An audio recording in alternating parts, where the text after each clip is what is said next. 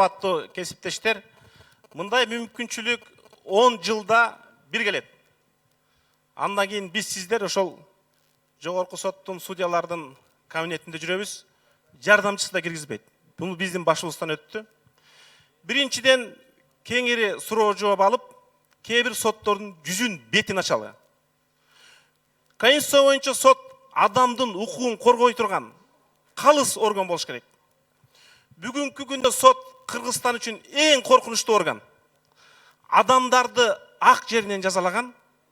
Ошонун негизинде биз 138 өлкөнүн ичинен мыйзамды таптакыр сактабаган 30 өлкөгө кирдик. Ушул соттордун кесепетинен.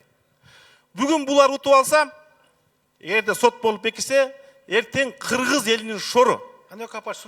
Ушулардын азабынан, азыр аягында сунушумду айтам, азабынан Кыргыздын мыкты жигиттери, демократия, адам укугу үчүн чуркап, жанын салган жигиттер түрмөдө отурат. Бул сот астындагы кечирилгис күнөө. Аны далилдей турган биз ганабыз. Суроо жооп ачык айрым болсо, жарыш сөздөр болсо, биз бүгүн сот бийлигине диагноз койсок, булардын моралдык укугу барбы? Мындан кийин Кыргыз мамлекетинин атынан чыгып сүйлөгөнгө, чечим кабыл алганга.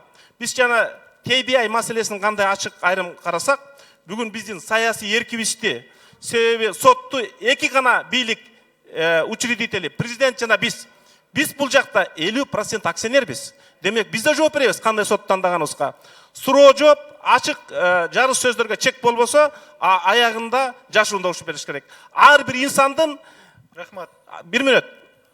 Америкада член Верховного судья бул легенда. Бул президент болгондон да бийик. А бизде Верховный соттун судьясы ким экенин көбү билбейт.